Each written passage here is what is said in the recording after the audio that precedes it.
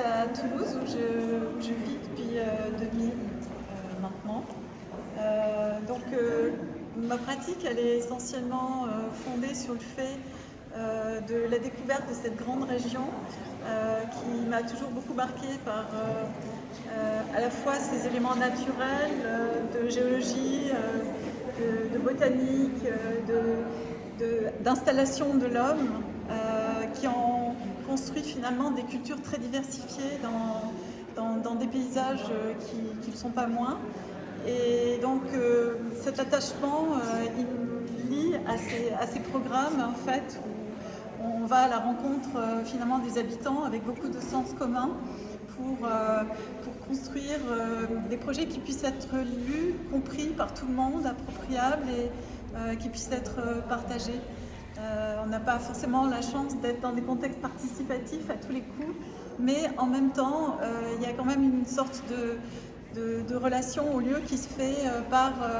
la matière, par les cultures locales et dans mes projets, assez souvent, par rapport aux collaborations avec les gens qui vont fabriquer réellement les architectures. Donc les projets qui sont présentés là, c'est d'abord la maison médicale de Caussade qui est réalisée en pierre massive porteuse, ce qui nécessite que les ingénieurs acceptent de calculer la structure en prenant en compte le fait que la pierre a des qualités structurelles sans passer par le calcul du métal. Ça a demandé beaucoup d'engagement du maître d'ouvrage et il faut utiliser des processus très industrialisés pour maîtriser les coûts de réalisation puisque ce projet de logement et de cabinet médical est à un prix totalement homogène avec d'autres pratiques constructives. Le centre de loisirs de la ZAC Andromède, c'est une forme de processus industriel des structures en métal galvanisé et des murs en remplissage en ossature bois qui emmènent les enfants dans un univers ailleurs, en dehors du temps scolaire. Le centre d'interprétation Pierre-Paul Riquet, ça c'est une attache particulière à l'histoire puisqu'on a ce magnifique ouvrage du Canal du Midi et tous les ouvrages qui l'accompagnent qui sont un des patrimoines majeurs de notre région. Et ici, sur la digue basse du bassin de Saint-Féréol, il y a la maison de l'ingénieur qui était en charge de la régulation de l'alimentation en eau du Canal du Midi. Et donc ce projet, c'était la réhabilitation d'un patrimoine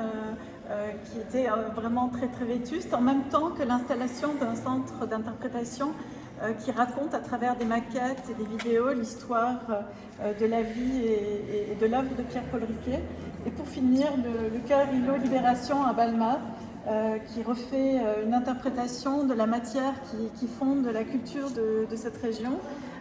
avec une brique moulée, fabriquée spécialement pour, du moins dont la gamme a été étendue spécialement pour la réalisation de ce projet, dans les briqueteries traditionnelles du Gers. Voilà, donc c'est un projet qui crée un centre qui n'a jamais existé, puisque la ville, depuis la guerre, est passée de 1200 habitants à 16 000 habitants. Donc il fallait requalifier un centre, mais en réalité plutôt l'imaginer à l'échelle de ce nouvel urbain. Le dernier projet, c'est les allées de Balma, un projet de logement qui a été conçu sous la forme de 2 villas qui permettent de donner une échelle humaine à ces lieux de vie, avec trois appartements par niveau uniquement, autour d'un hall en lumière naturelle et un accès extérieur par les escaliers ouverts sur le paysage, et qui permet une appropriation des lieux et une vie entre voisins. Ce projet se caractérise essentiellement aussi par ces grandes terrasses qui sont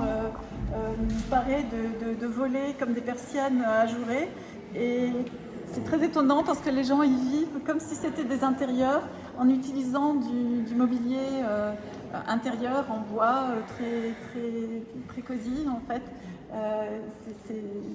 Ces appartements sont très appréciés. Voilà, je pense.